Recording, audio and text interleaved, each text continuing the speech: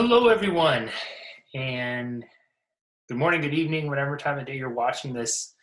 I recently hosted a training in a group I ran on some strategies, some tips, some tools to fighting fear and anxiety in times of uncertainty. And quite a few people found some value in that and asked if they could share it externally out of the group. The problem with it is that when I recorded it via Facebook Live, and so the live cut off somewhere in the middle of it, and the recording was just a little funky, which is why I'm re-recording it now, and you're going to get the training in its entirety, and I've added a couple extra little things in it too.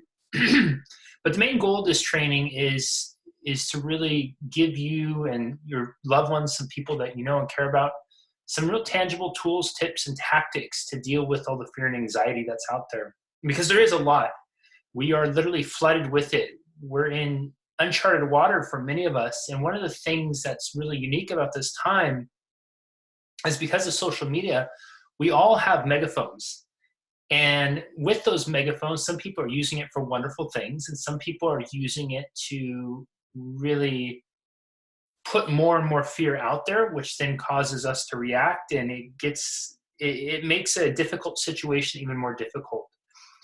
One of the things I really hope to communicate throughout this training is that, existing in fear and anxiety, the emotion may come up, but ultimately we have a choice in what we do with it when it comes up, and that we can get out of it. We can shift ourselves into a different emotional state, a different emotional experience. And my goal for this training is to help you do that, because one thing's for certain, you will be much more able to weather the storm that we're in with this coronavirus and all the uncertainty and countries closing borders, and nobody really knows what the future is going to hold. And you'll be much better prepared and able to weather the storm if you're able to manage your mental and emotional states better. You know it probably firsthand, or at least you know someone who struggles with it. When these are not working well and they're working against each other, it just makes everything much more harder. So without further ado, let's dive in for fighting fear and anxiety in times of uncertainty. Okay, so let's frame this, right? What is this empty plate crazy person doing here? I believe that we have a choice here, and we have a choice to either feed the fear voice, feed the fear thoughts, or we can feed something else, whether that's love, hope. Now, here's what's really powerful about this. When we feed one, we starve the other, right? When we feed one, we starve the other. When we have a lot of fear being injected into the world like it is now, and we turn to it, we click on it, we react to it, we respond to it, what ends up happening is that becomes such a focus and obsession point for us that we feed the fear, and in so doing, we starve ourselves of love, hope, possibility, potential, which is the exact antidote we all need when we're drowning in fear. The ultimate antidote to fear is love and hope. But love and hope is going to be dramatically starved when we're feeding ourselves and everyone else a load of fear. I want you to take that into consideration and keep that at kind of the forefront of your mind as you go through this. And maybe every time you look at a plate for the rest of the day and the rest of the week, you'll remember that you either have a choice. You're going to feed fear, you're going to feed something else. If you feed something else, you're going to be starving the fear. And when you starve fear, it's really powerful because it gets you out of that reactionary, irrational place and gives you the ability to pause and take a breath and really make an informed and strategic decision as what your next play is going to be as you move forward. I think that there's two viruses right now. There's the fear virus and there's the coronavirus. Now, we're hearing a lot about corona, and I'm not a scientist, I'm not an expert on that. What is it, H1N1 or whatever the technical designation is, so I won't go into that. But what the virus I'm going to address really quickly is fear. And the reason fear is a virus is because you look at how it's going right now, it is spreading much faster than the coronavirus. For every number of instances we have of people popping up as being infected, I would argue that there's probably 2, 5, 10, maybe 100 times more people that are being infected with fear and having some sort of fear response to it. And we're going to get into why this is a problem. Now, fear has a biological importance, and in the most basic levels, so we're not going to get into this too deeply, but is you think about in our early evolution. We had to have this fight or flight response because we'd be going out and we'd be foraging for food, and there's a saber-toothed tiger, and it's either do we fight this tiger or do we run away? And when fear would kick in, it would give us an adrenaline rush. We could contract our muscles, we get this huge surge, and we could maybe get away faster. Or we could fight with more intensity and more strength than we would otherwise. The problem with that is as we've evolved culturally, societally, we don't have really saber-toothed tigers to fear. I mean, we don't really have a heck of a lot to fear, really. Most of our lives are so unbelievably blessed and comfortable that the things that our biology served us to avoid, hundreds of years ago, those have long passed. I often will tell people, for at least in the United States, for many people, the motto for generations was, I want to work hard, I want to sacrifice, I want to do all these things so my children and my children's children, my grandchildren, do not have to suffer and struggle the way I did. Well, congratulations, everyone who embodied that motto, because you did it. We're now in the golden age of medicine. We're now in the golden age of technology. I mean, we literally, at our fingertip, we can have access to entertainment. We can date. We can get food. We can get comfort. We can have more information available to us with just a push of our thumb than 50 years ago people would have had if they went to the library and spent their entire lifetime in there. It's amazing to see that. We have solutions to medical problems. You look at this, one of the things that's going on with the coronavirus is, as people are talking about spreading, they're also talking about cures being developed and antibodies and testing and how fast that's happening. I mean, it's extraordinary what's going on. But the downside of that is because we have so much comfort now in the things that we used to fear that our biology was designed for, they're not really present. So what ends up happening is the stress response kicks into almost our hallucinations. And we'll get into more on that in a little bit, meaning much of what we fear now is not actually what's happening, but what our perception is about what can or could happen. And we're going to get more into that in a little bit. So we have this same biological response kicking in as would have been allocated for running and hiding from a saber-toothed tiger. And now we're using it to react and respond to what somebody posts on Facebook, or what somebody says on the news, or what somebody says on Twitter, or whatever that, or what we see when we see somebody hoarding toilet paper from the grocery store. So I want you just to remember that there is a biological importance to fear. And one of the challenges with it now is we don't exist in the same environment as we once did, which brings us to the consequences of remaining in fear, which is part of the reason I want to do this.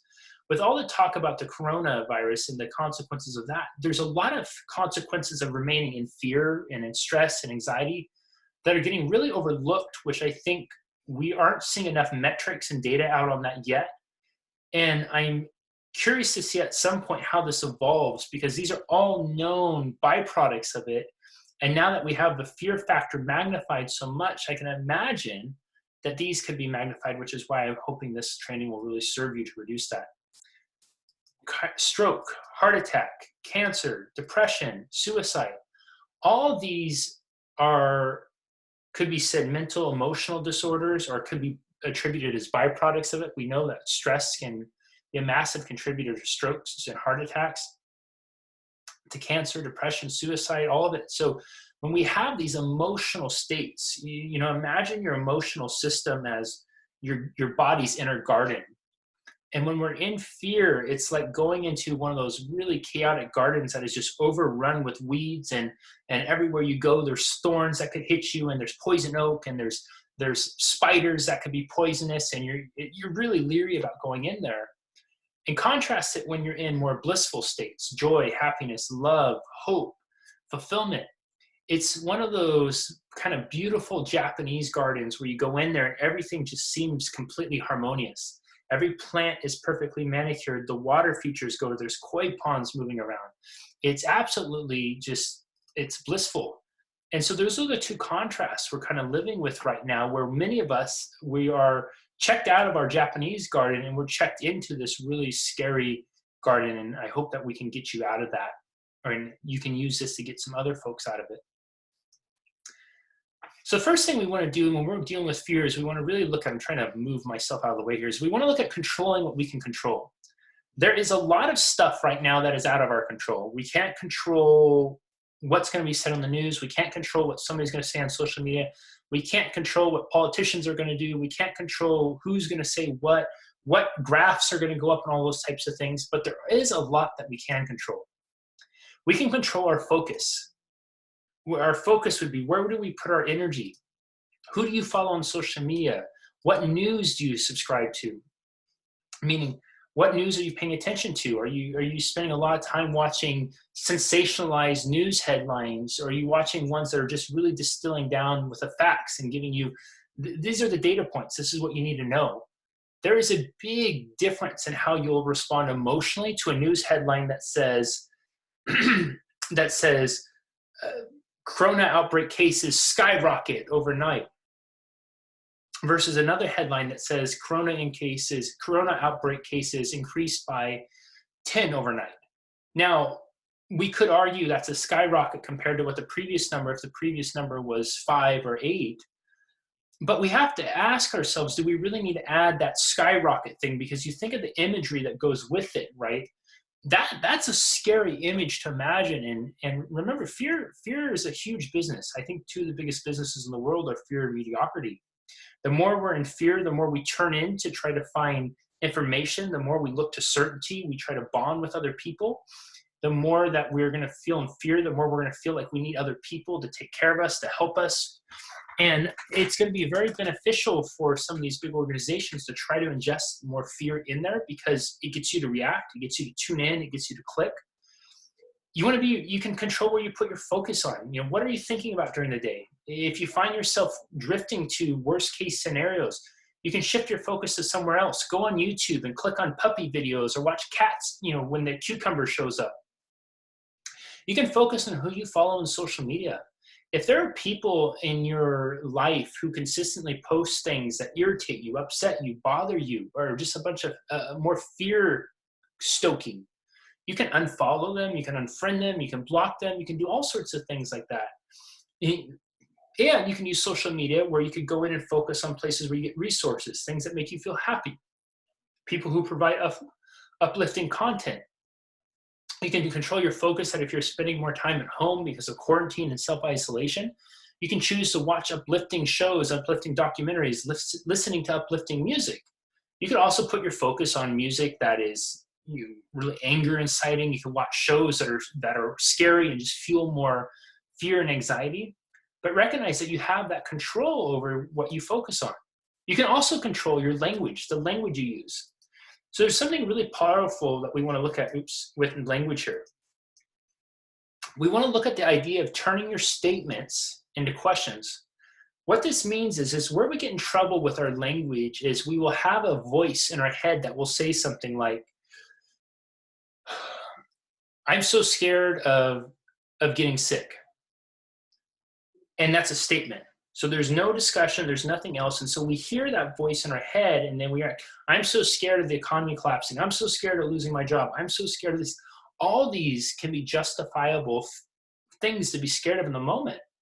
But when we start to feel disempowered, and when we start to go into stress, anxiety, fear, is because when we have it be a statement, then it's an absolute for us. Just the same as this wall behind me is white, this poster board is blue, my shirt is black. There's not a lot of discussion. You want to get in the habit of turning any statements that you hear and you're aware of into questions. So let me give you an example. If I'm scared I'm going to get sick. Okay, I'm scared I'm going to get sick. How can I turn that into a question?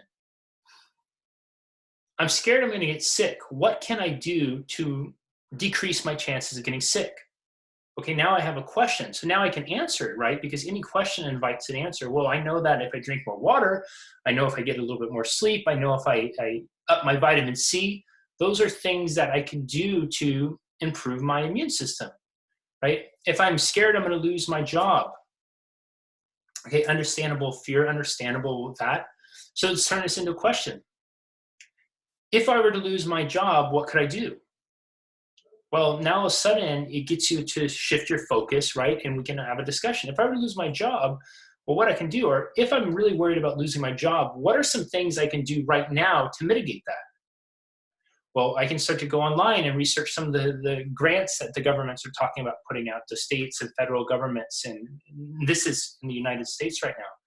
I can really get out a pen and a piece of paper and start doing a skill assessment where I could write down all the skills I have, whether it's I'm a great typist, or I have a really good green thumb, or I'm good with construction, or whatever that is. I can write all those skills down, and then after that, I could sit there and start assessing what fields they could be applicable for. If I'm worried about it in the short term, I could take those skills, I could make a Facebook post, and I could go into Facebook and say, hey, anybody needs somebody who can type really fast, right? Maybe someone like me who's doing a longer training like this might need somebody with a skill set who could type really fast, who could transcribe this, and then we could repost it in some other way. So does that make sense? You want to look at turning your statements into questions, because when you have a statement, it's like running into a wall. There's nothing you can do with it, and you're going to accept it as an absolute and then take on the emotion and the psychology that you associate with that. But when you turn it into a question, instead of it turning into a wall, it's almost something like it can grab onto you, and now you can move together. And it gives you a dialogue you can work with. And the second piece with language is you want to swallow negative thoughts. What does that mean? This doesn't mean to not think negative thoughts, nor does it mean that negative thoughts are bad. I recently listened to an interview, and the person being interviewed was talking about this study, and I'm forgetful of what institution commissioned the study right now. But they were talking about the energetic impact of thinking a negative thought and then speaking a negative thought out, right? Because a thought is just a thought. We have thousands of thoughts go through our mind every day. And we don't think them all. We're not consciously aware of them all, nor do we actually speak them all out.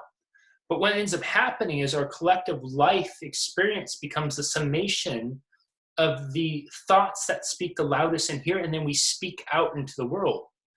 If we speak out, it's a horrible day, then what are you going to do? You're going to find all the evidence for it's a horrible day. If we speak out, that's a great day, you'll start finding evidence for it's a great day. So what the study has uncovered is that a negative thought can be detrimental. But when you actually verbalize the thought, it's something like 10 to 40 times more powerful and more impactful in terms of how that thought will impact you. Meaning it could effectively be 10 to 40 times more detrimental. You can contrast it with a positive thought. Positive thoughts typically don't have as much of a emotional punch as a negative thought do. But just the same token, that a positive thought is one thing, but when you speak it out loud, it gives it more energy. So when you feel negative thoughts coming up, recognize number one, it's a thought, and then do your best to swallow the thought and turn it into a question instead. It's much more powerful that if you have to speak it out, instead of saying, I'm so freaking scared that my whole world's going to go and I'm going to lose my house, you express it as a question and say, hey, Jesse, I'm really concerned about losing my house. Have you heard of any resources or any programs that are going to help me do that? And then I could respond and say, yeah, absolutely. I heard about the, renters that are giving rent forgiveness right now, and governments that are passing bills that won't allow eviction for 3 or 4 months, all these types of things that are happening, right? And so it puts us into action. It puts us into problem solving as opposed to having to sit in and really stew in those emotions when we just make statements. And then our actions. You want to look at this, we can always control our actions. So if you have more time, many of us are going into self-isolation or being put in quarantine, and we're getting worked up about it. But recognize that in this time, you have choices with actions. You could spend the time on social media going on and really stirring in the fear, or you can use this time to spend more time with your family. If your family doesn't live with you, you can make phone calls. If you have a friends list of 1,000 people, you may be like me, where you may not know all those people that well, and you could start reaching out to all of them and just say, hey, so-and-so, we've been friends on Facebook for a few years, but we never get a chance to talk. Would you be open to jumping on a call? And start making connections like that, right? That coat closet that you've been saying for years you're going to clean it out. Now you might have the time to finally do it. If you're a business owner, this is a fantastic time to step back and ask yourself, how can I better serve my customers? How can I better serve my clients? I have literally every single day when I've been waking up in the morning, I've been asking myself, how can I show up more for people during this time? How can I be a better leader? How can I be a better support system? What kind of content can I put out there? How can I better serve my clients? How can I be more supportive and helpful for my clients? How can I get my clients continuing their momentum and keep moving towards actions that are going to move their goals, their businesses, or their relationships forward? So you want to think in these kinds of terms. Honestly, a paper and a pen is going to be one of your greatest tools during this time, because what it's going to do is it's going to give you, again, control to make a list over all the things that you can do. And I would encourage you to make a list of all the positive actions you can take, all the things that you could do during this time, and write them down. So whenever you feel your mind start to wander, you can turn to your list and say, oh yeah, that's right. I could do this, or I could do that. I could get that cloak closet, or, I could spend 10 more minutes with my son today and just really bond with him, because we don't really ever get this time to do that. You want to develop a ritual around celebrating daily. So what does that mean? For the last 4 years, if you followed me on social media at all, I have a daily gratitude post where every day for the last 4+ years, I have made a post about something I'm grateful for. And I do this because what I want to do is I always want to take a moment to spend in gratitude. It's so easy to get caught up and consumed and distracted by everything that's going on. And we really have to be mindful of slowing down. And I promise you this, no matter what is happening right now, the blessings in your life far outweigh the circumstances of the world that you are stressed about, that you're fearful of, that you're anxious about. You have so many unbelievable blessings in your life. Whether it is the Wi-Fi that you're able to watch this on, the device that you're using, which if it's a phone, could be $1,000 phone. Think about $1,000 phone you hold in your hand. The computer, the clothes you have on your body, the fact that you have clean water, working sewage systems. Gosh, most of the world doesn't even have that stuff, but yet you do. That you have a job that you can worry about losing because so many people around the world are unemployed. That you have family to care for, friends to care about, food in your cupboard, food in your refrigerator. Whatever that is, there is so much in your life that you can celebrate. And one of the biggest antidotes to fear, as we talked about earlier, is hope. Making it a habit to celebrate daily, to express gratitude, acknowledge your blessings, is one of the best ways to stoke the fire of hope and eventually smother out fear. So get in the habit of this. And what I would suggest you do is set an alarm, use your little smartphone, set an alarm first thing in the morning, middle of the day, end of the day. Pop up, what can you celebrate? What are you grateful for? You want to thank people in your life, your friends and family, the roof over your head, your health. Again, daily gratitude. This is so unbelievably powerful because no matter how chaotic things get, it's something that can reel you in and center you in that there is something that no matter how chaotic things are, you are still immensely blessed. Gosh, your health, sometimes people will say, well, Jesse, I don't really have anything to be grateful for. I would challenge you to do this if you're one of those people who's in the negative Nancy and the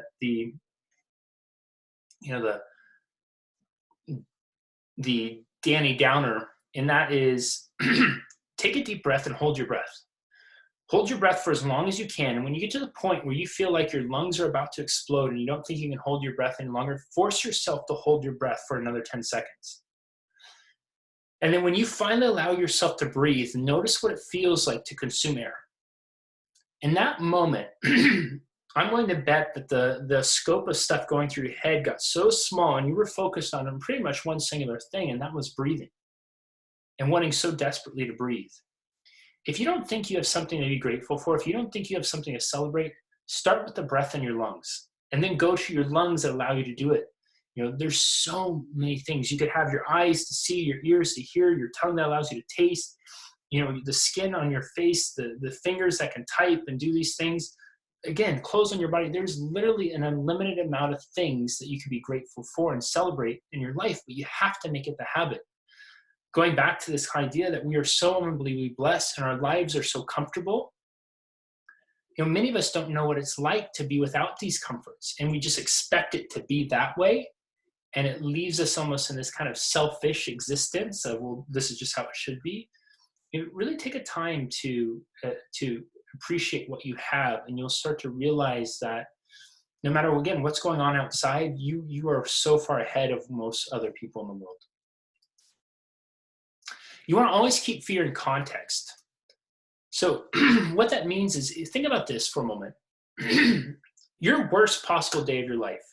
So let's just imagine the worst case scenario here. You lose your home, you go bankrupt, you don't have food to eat.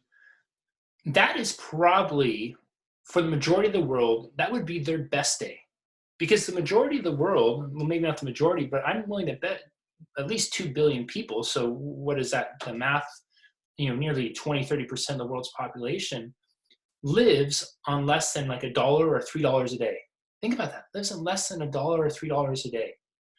I was seeing something in the news about governments in the US talking about providing some sort of extra money for people to be able to help them during these times. And they were saying like $500 to $1,000, whatever that is. And people were getting pissed about it, saying, well, that's not enough. What are they going to do? What do they expect me to do with that? The average person in the world lives on less than $1 to $3 a day. That's literally 30 to 90 bucks a day or a month, right? In their worst of times, the government is willing to give them $500 to $1,000, hypothetically, which would effectively be the equivalent of like 6 months to a year for the average person around the world. There's billions of people, millions at least, but billions of people who live without running water, clean water to drink, a running sewer system where they can go in, they can actually put toilet paper to use. People who are unemployed, people who don't live in countries where they have access to amazing medicine and internet access where they're able to communicate and organize community efforts. So you want to keep things in context and just realize that even with all this stuff going on, you are so unbelievably blessed. And imagine, if you will, just facing this, but being in the situation that many others around the world are. And you might start to look and see again that, as bad as it might seem, it's not as bad as it could be. Also, there's this idea of the fogginess of fear. And what that is many of us will fear. We have this very vague idea of fear. So if you actually talk to somebody about what they're afraid of, and they might say something like, well, I'm afraid of losing my job. And then if you were to ask them, well, what would that look like? They'll look at you kind of puzzled and say, huh, what do you mean, what would it look like? And because what would it look like invites a series of questions. Well, would you get another job? Would it create an opportunity for you to laterally move into another industry or within your own company? Would you be able to get certain benefits with it? You've said you hated that job for so long. Would this give you an opportunity to finally pursue your passion or start your own business? We have this very foggy, vague idea of what fear even is. There's one definition of fear that goes something like this: false or future events appearing real. And so what we'll do is we will imagine these horrible worst case scenarios in the future that really have probably less than 1% of a chance even coming true. And we will take them on as if they're happening right now, right? Even though we don't even have a full context of what it would actually have to happen for that to happen, meaning all these dominoes that would have to fall for making our absolute worst case scenario come true. So a really powerful exercise you can do with this is to ask yourself, again, grab your pen and piece of paper, but do a different piece of paper, and ask yourself, what's the worst that could happen? Really, what's the worst case scenario that could happen? For me, that might be, this virus spreads, the economy goes to hell, it spreads to all my friends, family, loved ones, everybody gets sick and dies, my business folds, I lose the roof over my head, I get kicked out, lose my car, have nowhere to live, nowhere to sleep, all my clothes burn up in a fire, I have no food, I trip, fall, break my neck, end up paralyzed. Because of the crippling economy, there's no resources for me, and so I'm just kind of laying there on the street, and nobody can do anything to help because they're so concerned about trying to help themselves. That sounds pretty bad, right? Now, how likely is that to happen? Probably not very much at all. So what we can do is when we start to look at that, we can start to trim down and we can say, okay, well, of all those things that I'm afraid of, how likely are any of them to happen? Well, maybe a couple of them, right? There's always a chance that something could. So then on that same piece of paper, we can ask ourselves a really powerful question. How can we recover from that? This is powerful because what it does is it gives us pause for the possibility that we could bounce back. See, when we just live in fear and in a statement of it, it seems hopeless. Remember, fear and hope are very synergistically connected. Hope is the antidote to fear because fear doesn't exist where there's hope and possibility. And so when we ask how could we recover, we're implying that there's a alternative path that we're not thinking of. We're telling ourselves that there is a way out. You think of some of the worst days in your life in recent times, and if you look at them closely, you'll see where they led to some of your greatest achievements, some of your greatest moments. That time when you were younger, when you actually got your heart broken, is what set you on the path to where you were able to fall in love with the person that you love today, or your greatest love story. That time you got hurt was a time that you really stopped to pause and start to appreciate your health and be more mindful of what you put into your body and what you eat. I can give a personal example. My father passing away unexpectedly, my gosh, he was a classic person of dying with all his dreams inside of him because he kept putting everything off at the expense of the bills that needed to be paid or the things he thought he had to do. And it's become such my inspiration for really making my moments matter. Giving myself the gift of experiences now and not waiting until later with the hope that I might have later. So asking yourself, how can I recover from that? 80%, 60 to 80% of people in the US report strongly disliking or hating their job. And those same 60 to 80%, if they were to lose their job, as scary as it is, how might I recover? This can invite the questioning of, what kind of job would you really love to do instead? If you could do any job in the world, what would it be? What would make you blissfully happy? And again, it opens a different way of thinking that could turn your worst day into potentially one of your best days.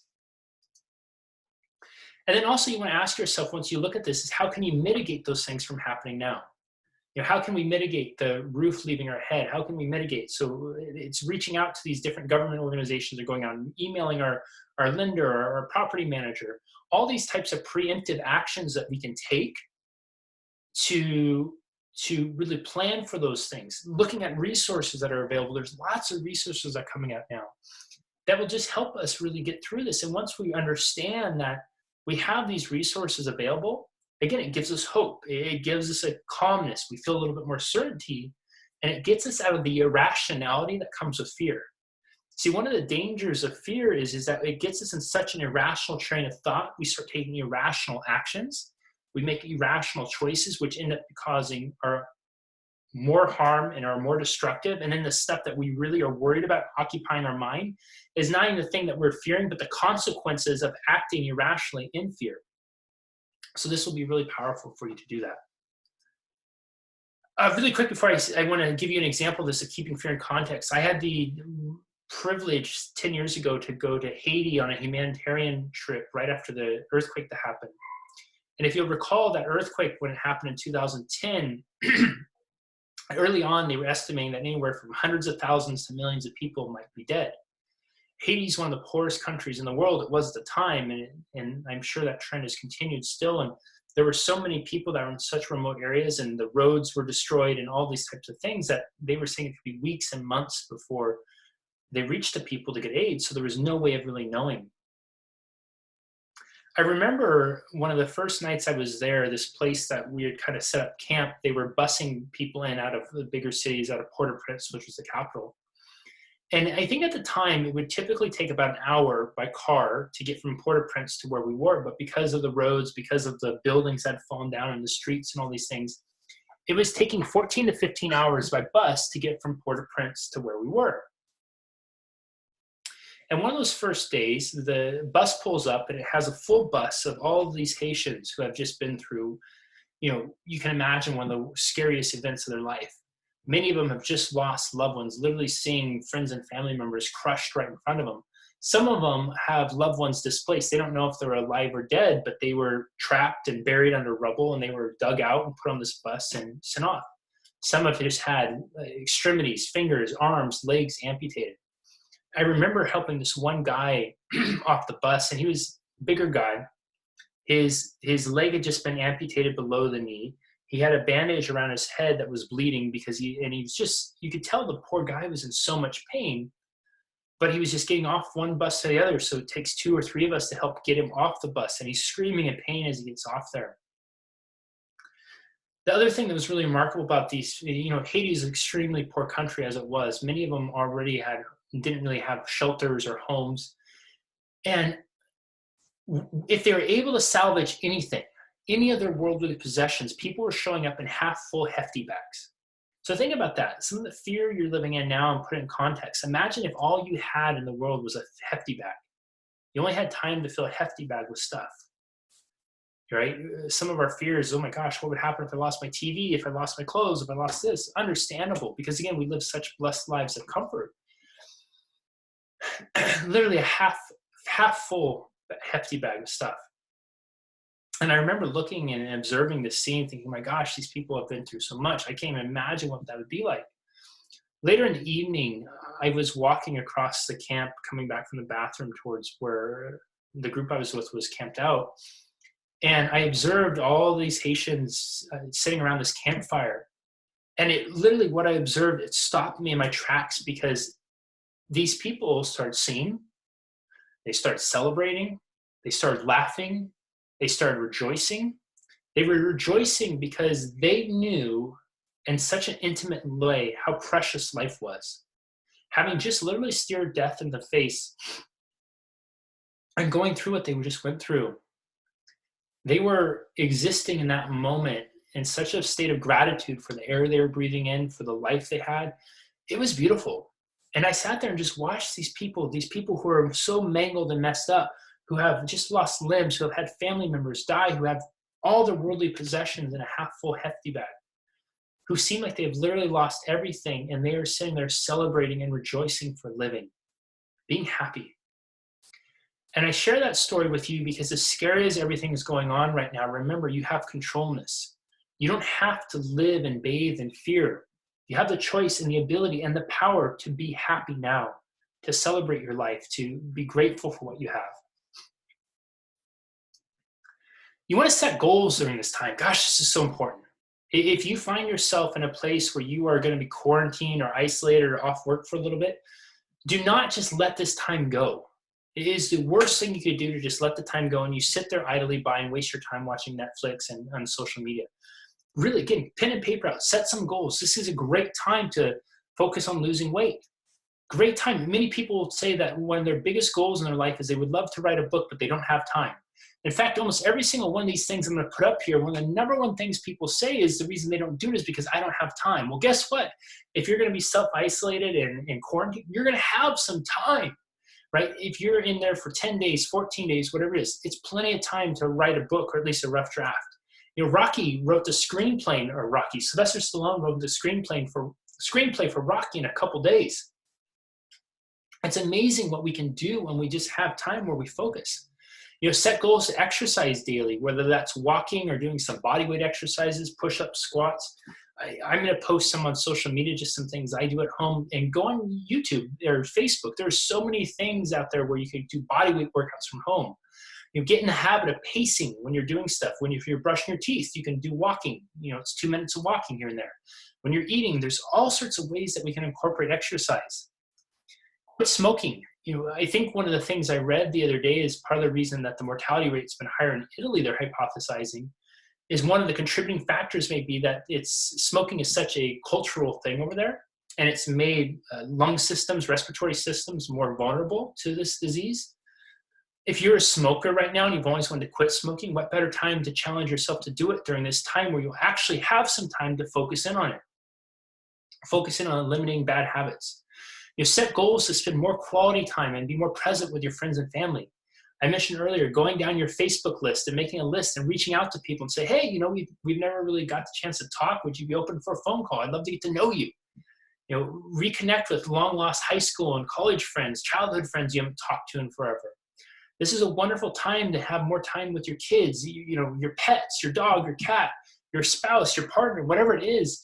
It doesn't have to be the worst thing ever. You can turn this into the best thing ever if you choose to set goals and you focus on them. And one thing I encourage you all to do is do a behavior audit. I've been doing this the last few days and it's been eye-opening. And what a behavior audit is we want to look at all the behaviors that we have that contribute to our fears.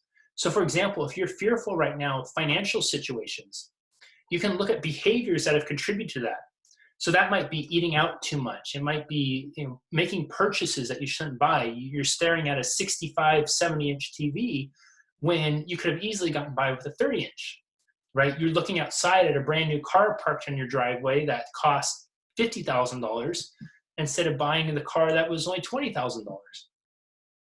I read a statistic once that said 80% of the $50,000 cars are driven by people that make less than $50,000 a year. Think about that for a moment. So oftentimes we will partake in behaviors when things are good, when it's a good economy, when things seem to be going okay, thinking that we're invincible and we'll always be having more time. A behavior audit is really sitting down and looking at all the things, the behaviors you've done that have contributed to it, because the stress, the fear, the anxiety is a byproduct of those behaviors.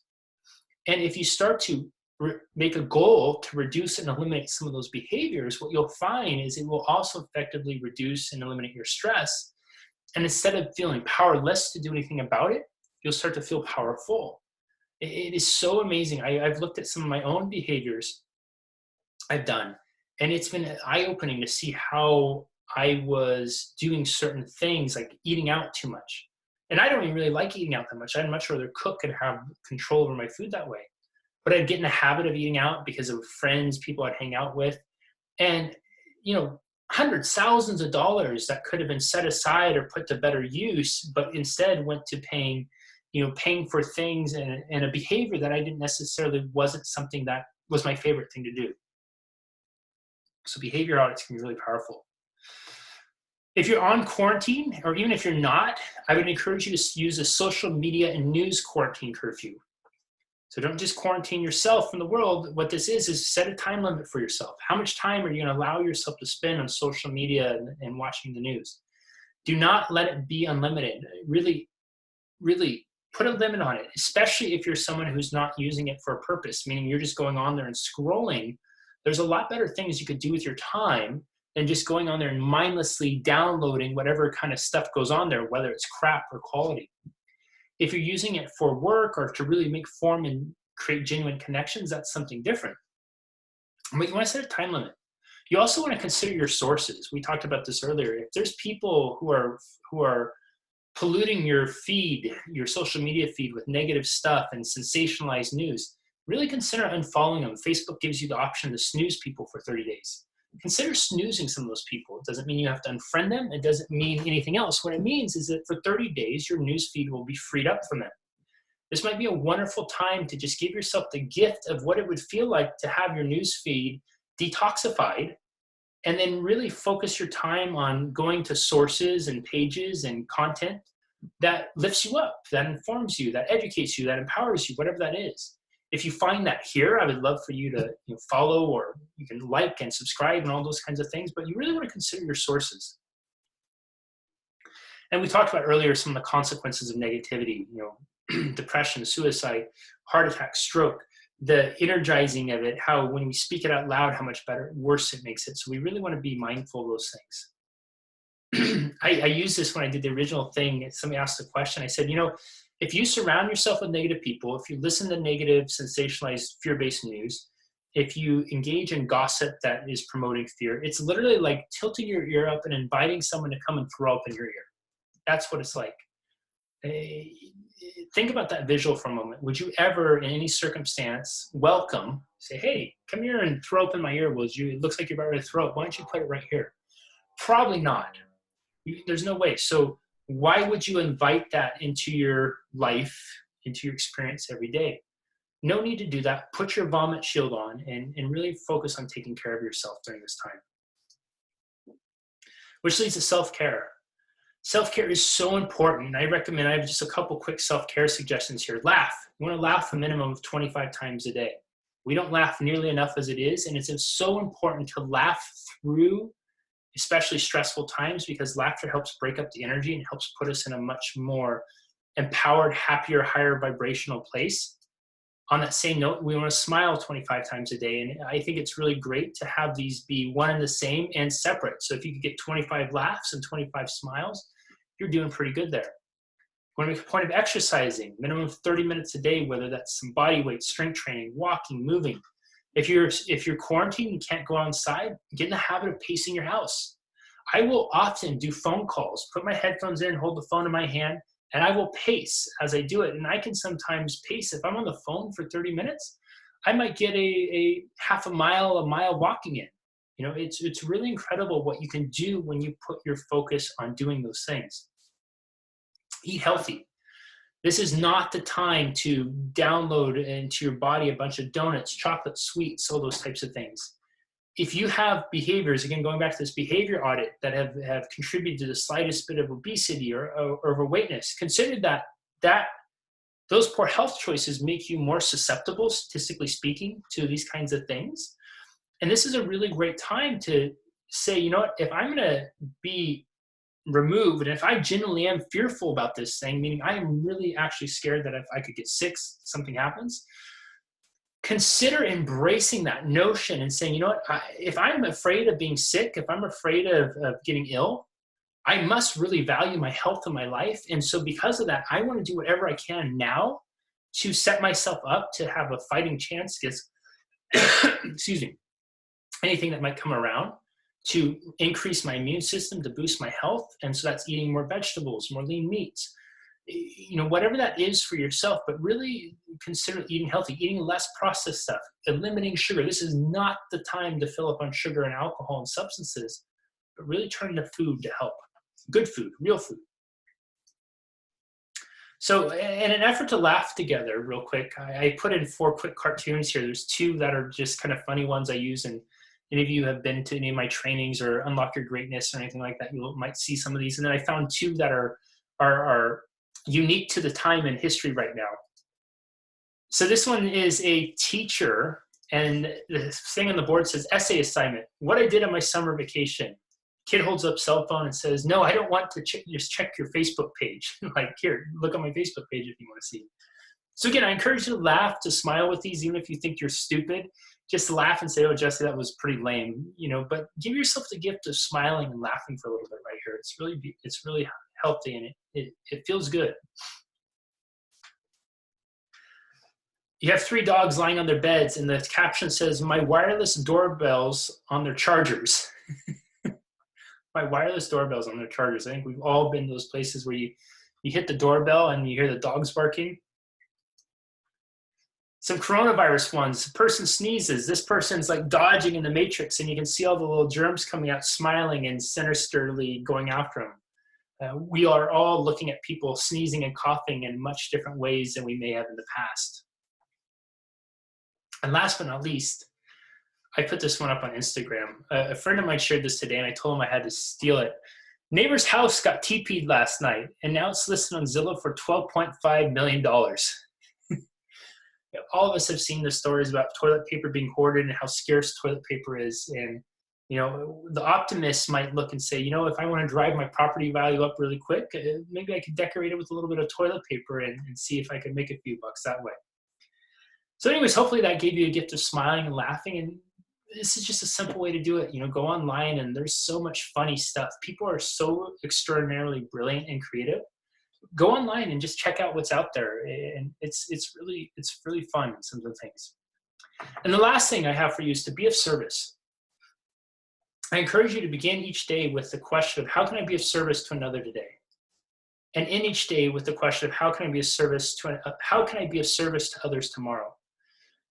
One of the things that fuels fear is this sense of helplessness, that there's nothing I can do, that I'm powerless to do anything. I promise you right now that you have the capability to do so much and to make such an extraordinary difference in the life of someone else. Whether it is just reaching out to them and saying, hey, I'm checking on you. Is there anything you need? If you're in an area where seniors or older people might be quarantined, but you're not, posting on Facebook, the community bulletin board. Hey, does anybody have seniors in their life that need somebody to run the errands for them? I'm healthy, I can go do it. If you have the means to offer, if you do some sort of service, you can connect with people. If people might need help cleaning because they're disabled, run errands for them. If you have a unique set of skills or services, this is kind of what I'm doing right now, is trying to be of service to you all and give you some tools to deal with this. Offer your service to others. You know, if you're in fitness, post workouts for people. If you do tax work, talk to some people about some strategies they can do right now. If you're in accounting, if you're in legal, whatever that is, you have an amazing skill set right now that is applicable, that can help so many people if you're just willing to put it out there to share. You know, you can pet sit, offer childcare. Many parents right now are wrestling with that. Do I stay home and take care of my kids, or do I go and earn a paycheck because schools are closed and they can't afford childcare? So it might be a really amazing opportunity to do that. But consider how you can be of service of others. What to avoid? Let me get a quick sip of water here. We're almost done. We have maybe about 5 to 8 minutes left. I hope this has been helpful so far. Should have probably prepped you that this will be over a 40-minute training, but if I would have, you might not have stuck with me this whole time. So things we want to avoid. Again, these are going to be repeats. You should have heard this already. Negative news, negative sensationalized, fear-based news, fear-fueling conversations. You just want to stay out of it. All of this stuff is like, if you have a flower and you have a weed, if you want to water the weed, this is how you water the weed. And if you want the weed to take over your garden, going back to that analogy we used earlier with the Japanese garden or the chaotic, crazy, scary garden, and these are all the things that will fuel and water that garden. Fear-based actions, so acting irrationally, doing things that you may not normally do. I'll give you a quick example of this. I enjoyed a little too much wine this past weekend. I rarely, if ever, drink wine. Literally, maybe once or twice a year I'll drink wine because I always get a headache from it. And one of the things I treat myself when I wake up with a little bit of a headache from something like that is I'll go and get a breakfast burrito. There's nothing like good, greasy food after having a little too much libation the night before. And I went and got this breakfast burrito, and I had this fear voice pop up, and it said, don't tip, or barely tip, because you don't know what's going to happen. The economy can go to hell. And I thought to myself, gosh, that's such a horrible mindset to get in, because it's encouraging scarcity thought process and encouraging a scarcity mindset. Again, going back to we can either feed fear and starve hope, or we can feed hope and starve fear. And so I asked myself the question, well, if I wasn't afraid, what would I do? And I would want to act from abundance and give a generous tip. And so I did. I gave the same generous tip I would have normally done that. And so, because it would have been a fear-based action to do something else. You don't want to, a fear-based action is going to be, canceling and firing and getting rid of all the positive things in your life, canceling your memberships to healthy things, your yoga studio, those types of things. Talk with the person who owns the studio, the gym owner, and just ask them and say, hey, is there, what are you going to do? Is there a thing we can work out? Whatever that is, but you don't want to take actions out of fear. And if you're self-isolating and quarantined, do not, let me repeat this, do not spend all your time on social media and watching Netflix, Disney Plus, Hulu, all those types of things. There is so much stuff out there now to consume that you could easily spend 14 days, 24 hours a day, 7 days a week with the devices going, and you will never get through a fraction of it.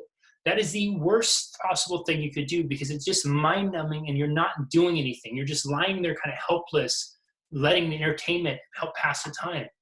You can enjoy it, definitely do. I'm going to certainly enjoy some mind-numbing stuff during this time. I have my funny shows I like to watch. But really do it in context of setting your goals, doing all these things we talked about before, and then reward yourself with a little bit of fun TV time if you want. But don't just allow your time to be wasted and sucked into that void of that. It'll be the worst thing you can do, and it will literally be polluting your entire experience.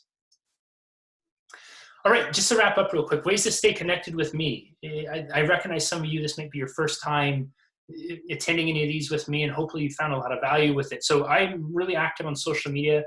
My Facebook, which is my business Facebook page, Jesse Brisendine Coaching, and on my personal page, Jesse Brisendine. Every single social media channel I put up here, I post unique content on there. And my pledge to you is I'm going to be a lot more active on social media these next several weeks than I would normally, just to make sure I can do my part to try to put some of my unique skill set to work and help support everyone through this.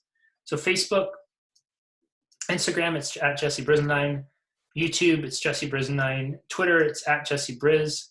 And then my website is jessebrisendine.com. So any of those are ways to stay connected. If you go to my website, sign up for my newsletter. I'll send send a weekly email out to, and I would love to see you on there. I engage a lot, so I usually respond. If you have questions, email me. I'm always going to respond to emails. I try to respond to as many comments and questions as possible. If you have questions about any of the things that we cover in here, post them in the comments. I will be on here actively for the next several weeks to answer questions. So, ask your questions, or if you prefer to ask me it offline, just send me a message here on whatever channel you're watching, and I'll get back to you, or message me through my website, which is just jesse@jessebrisendine.com. Last but not least, a opportunity for extra support. A few people reached out to me about me doing some sort of coaching around this, and just full disclosure, this is going to be coaching is my vocation. It's how I put a roof over my head. It's how I put food in my belly, clothes on my back. And so what I did was I put together a 6-week support program for people.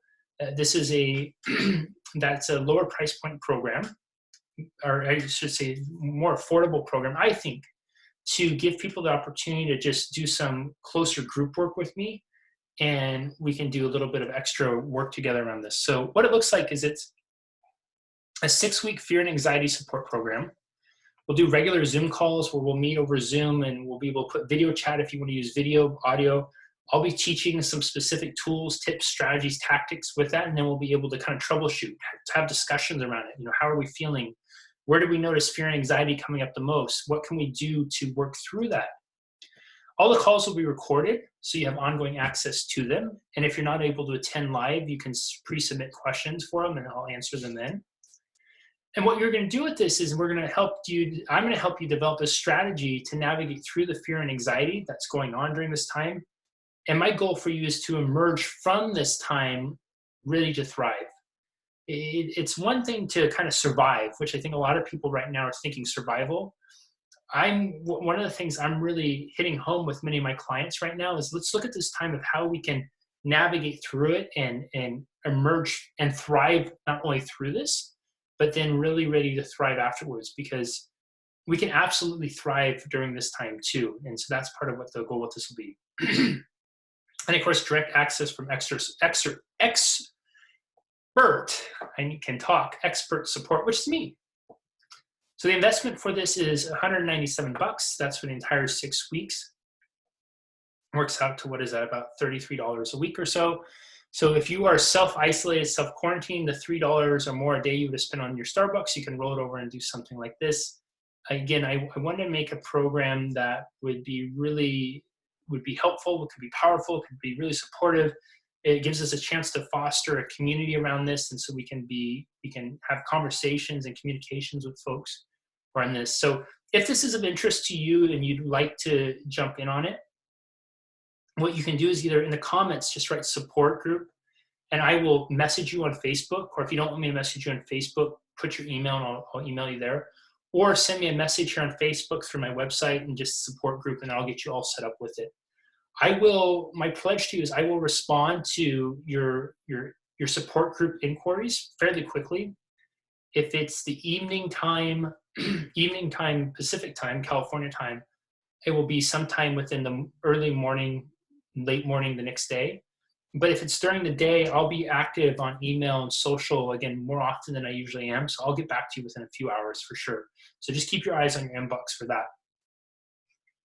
But otherwise, that's what I have for you all. So I hope that this has been helpful to you. I hope you've gotten some value out of this. I hope you've learned something. Again, if you have any questions about it, post them in the comments. I encourage you to share this with a friend, a family member who could benefit from it. Tag them in this, send them the link, whatever that is. We're all in this together. There's never been anything like this in our history. And this isn't just a local crisis. This is a global crisis, meaning all 7+ billion of us were in it. I think human beings, our greatest strength, our greatest resource, our greatest asset, what makes us who we are, is our ability to come together as a community. We're communal creatures. And the worst thing we can do at this time is turn against one another. I think if we turn towards each other and we work together, we support and love one another, we can fight fear. If we put more hope, more love, more possibility out there, we can all get through this. And not only will we get through it, but we can thrive through it, and we can go on and have our best of our days still to come. Okay, that's what I have for you all. Thank you so much for being here. It has been an honor to share this time with you. I appreciate you sticking with me. I know this was a long one, and I hope it's been some value to you. Again, don't hesitate to reach out. You have links to all my social stuff. If you're interested in the support program, comment support, message me, and we'll get you in there. And that's it. Don't be a stranger. I'm here for you, and we're going to get through this, right? We are going to get through this. Just keep saying that we're going to get through this. We're going to get through this. Together we're better, and together we will get through this. All right. Take care, everyone. I send lots of love your way, and we will see you soon. Bye-bye.